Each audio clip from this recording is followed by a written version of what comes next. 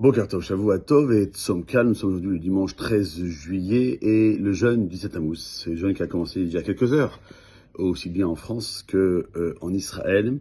Alors, qui doit jeûner? Donc, tous les hommes, toutes les femmes, à partir de 13 ans et 12 ans respectivement. Les enfants ne jeûneront pas, même pour quelques heures. Ce jeûne se terminera donc à la fin de la journée, donc dans les 20 minutes qui suivent le coucher du soleil.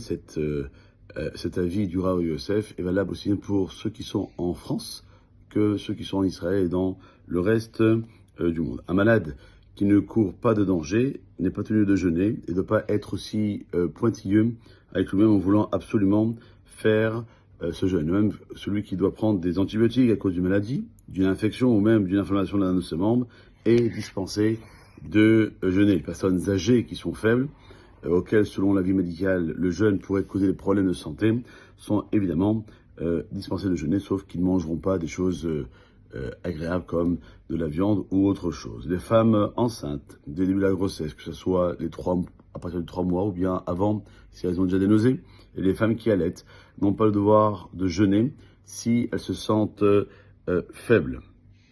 Une femme qui vient d'accoucher ou qui fait une fausse couche est dispensée de jeûner pendant les 30 jours, même si elle n'allait pas. Le Khatan et la Kala doivent jeûner cette année, dans les 7 jours, parce que le jeûne du 7 Tammuz n'est pas repoussé. Lorsque le 7 Tammuz tourne un Shabbat et qu'on repousse le jeûne au dimanche, alors on peut dispenser le Khatan et la Kala, mais ce n'est pas le cas pour cette année.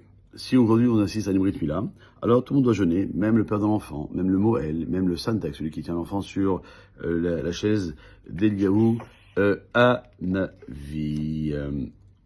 Pendant cette journée, on peut quand même se laver à l'eau chaude ou à l'eau froide, comme on l'entend. On peut se parfumer. On n'oubliera pas, pour ceux qui n'ont pas encore fait la tefila de ce matin, et à Mincha de faire Anénou pour ceux qui jeûnent, évidemment.